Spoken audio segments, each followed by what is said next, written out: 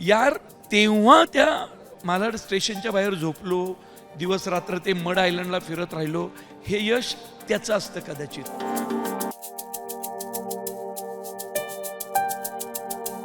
सोहळ्याला प्रवीणच्या आणि माझ्या आपण म्हणू वैयक्तिक आयुष्यात आधार देणारे आणि प्रोफेशनल आयुष्याला आकार देणारी सगळी माणसं या सोहळ्याला इथे जमलेली होती.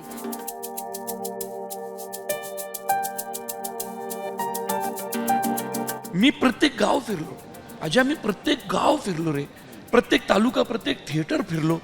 कसे माहिती का, यश उगाच येत नाही, तुम्हाला राबावं लागतंच रे, आणि त्याचे रिझल्ट मला आले.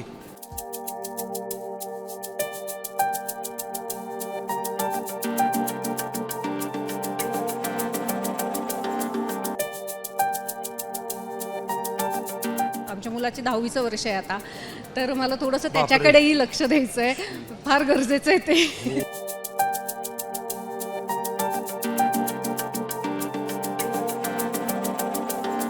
कुठली नटी घ्यायची नाही तुझ्या बायकोचा रोल करणारी सिनेमात, ही असं असतं का रे? आता कुणीतरी वेगळं नको. अरे स्क्रीनवर नाही तर तेच तेच सिनेमे दिसतील ना, अजिबात नाही, तुझ्या बायकोचा रोल मीच करणार. अरे असं का, तू आता 100 कोटीची नटी आहे रे. तर एकदाची गोष्ट मोठी 100 कोटी झालेली आहे आणि आपण त्या कार्यक्रमात आहोत. आणि आपण देऊळबंद 2चे इंटरव्ह्यू करताना पण माझ्या इंटरव्ह्यूमध्ये मी म्हटलं होतं की ही यशाची पायरी आपण चढणार आहोत. स्नेहल त्याला साक्षीदार आहे, प्रवीण त्याला साक्षीदार आहे. तर एकदाची ती पायरी आता चढलेली आहे आणि असा यशाचा सोहळा जो आपल्या टेक्निशियन्सना, आपल्या पडद्याच्या मागे असलेल्या लोकांना इतकं गौरव करतो, त्याचा असा सोहळा मराठी इंडस्ट्रीमध्ये मी जेव्हापासून रिपोर्टिंग करायला लागलो मी तरी पाहिलेला नाही आहे. पण आज हा सोहळा याची देही याची डोळा बघायला मिळाला. तुला काय वाटतंय, मागे देऊळबंदचं काम सुरू झाल्यापासूनचं काय आहे ते डोक्यात? अरे खूप मोठी गोष्ट आहे रे. म्हणजे जसं मी आधीही बोललो होतो की हे काही एका दिवसात आलेलं यश नाही आहे, खूप झटलेलो आहे ह्याच्यासाठी. स्नेहलनी खूप कष्ट केलेले आहेत आणि सगळं आठवतं रे.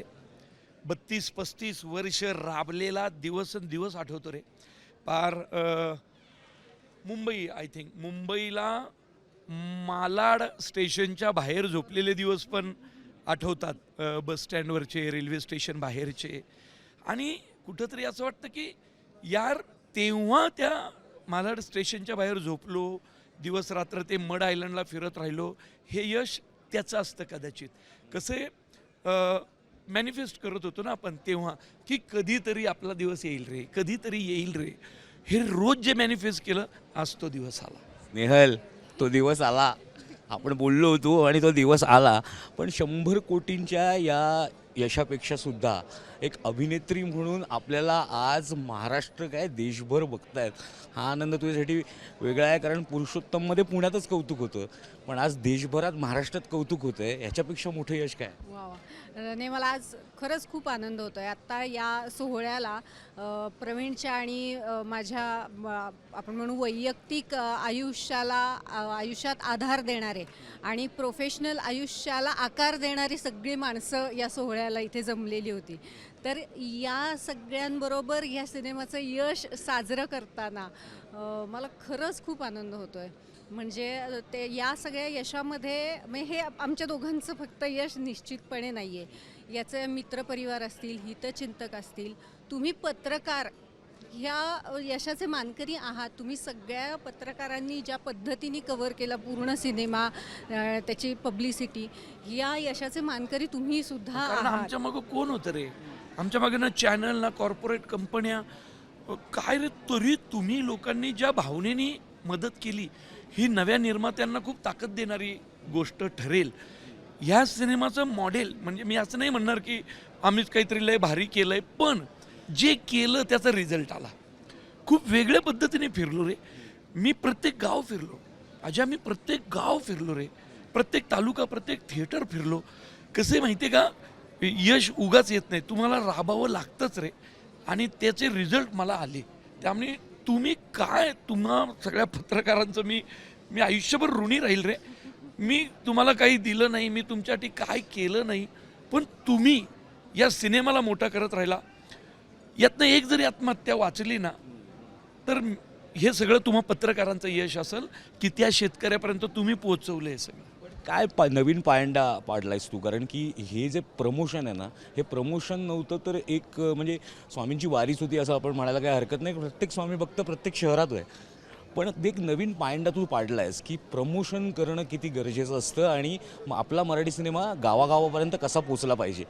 तुला काय वाटतं याच्यातनं इंडस्ट्रीने काय घेतलं पाहिजे? मी ना मगाशी त्याआधी पण एक बोललो, मी महाराष्ट्र फिरलो रे आजा. मला पहिल्यांदा असं झालं त्या 4 दिवसात एकदाही कुठल्या परफ्यूमचा वास नाही आला. मला फक्त लोकांच्या घामाचे वास, तिथल्या मातीचा वास, एवढंच त्या लोकांच्या अंगाला येत होतं. खऱ्या अर्थाने मला महाराष्ट्र भेटला ते फिरण्यामध्ये.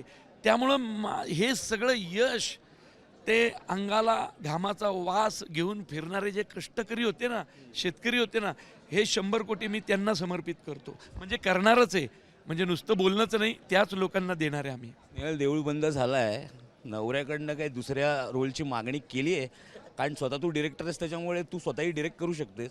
पण आता अभिनयाचं वेळ जास्त जागं होणार आहे, कारण आता महाराष्ट्रभर तू एवढी पसरलेली आहेस. दुसऱ्या रोलचं काही आली आहे मागणी? नाही आता कुठून टाक नाही, ज्यांनी म्हणजे तुम्हाला सगळ्यांना माहिती आहे, तुमच्याकडे मी ज्यांच्याशी बोलले, मी थोडेसे अध्यात्माकडे झुकलेला आहे माझा कल. तर मला असं वाटतं की या यशामध्ये हुरळून जाणारी किंवा रमणारी मी नाही. मी आता हे झालं की उद्या संध्याकाळपासून हातात पिशवी घेऊन भाजीच आणणार आहे आणि मुलाचे डबेच करणार आहेत सकाळी उठून. तर तेच माझं आयुष्य आहे आणि मला ते खूप आवडतं माझं आयुष्य. आणि या आयुष्यामध्ये जे काही मध्ये मध्ये येतील असे काय होतं, त्या वेळेला त्या गोष्टीला महत्त्व देणं फार गरजेचं असतं. आमच्या मुलाची 10वीचं वर्ष आहे आता, तर मला थोडंसं त्याच्याकडेही लक्ष द्यायचं आहे, फार गरजेचं आहे ते. सगळ्या पालकांचं जे दुःख असतं ते आमचं आहे. पण ही एवढी लिबरल नाही आहे. तुला वाटेल, तू म्हटलं आता वेगळ्या रोलची मागणी, मग तिने शांत उत्तर दिलं. मी जर तिला घेतलं नाही आणि मी कुठल्या तरी सिनेमात, अरे आजा वेगळ्या कुठली नटी घ्यायची नाही तुझ्या बायकोचा रोल करणारी सिनेमात, ही असं असतं का रे? आता कुणीतरी वेगळं नको. अरे स्क्रीनवर नाही तर तेच सिनेमे दिसतील ना. अजिबात नाही, तुझ्या बायकोचा रोल मीच करणार. अरे असं का? तू आता 100 कोटीची नटी आहे रे. 100 कोटीच्या नटीला मी असं छोट्या छोट्या रोलसाठी घ्यायचं आहे.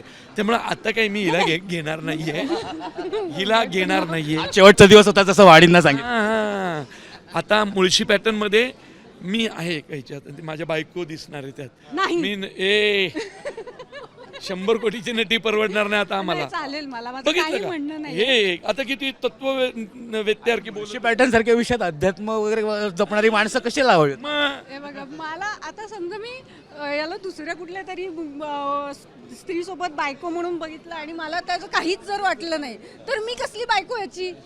मग हे कसलं? माझं प्रेम तपासून पाहायला लागेल मग की नक्की प्रेम आहे का. हा पॉझिटिव्हनेस पाहिजे ना.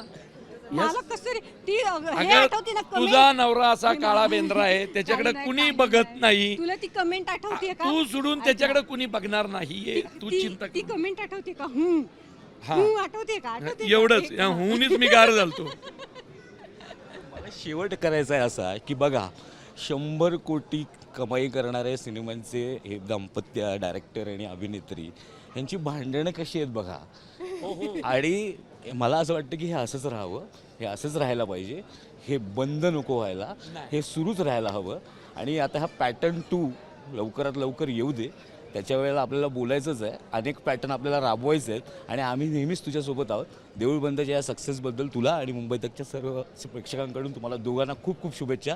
तर हे होते 100 कोटीचं कपल. आपण इथेच थांबूया, त्यांच्या सक्सेसला धन्यवाद देऊया. माझ्यासोबत कॅमेरामॅन सिद्धेशसह मी अजय परसुरे, मुंबई तक, पुणे.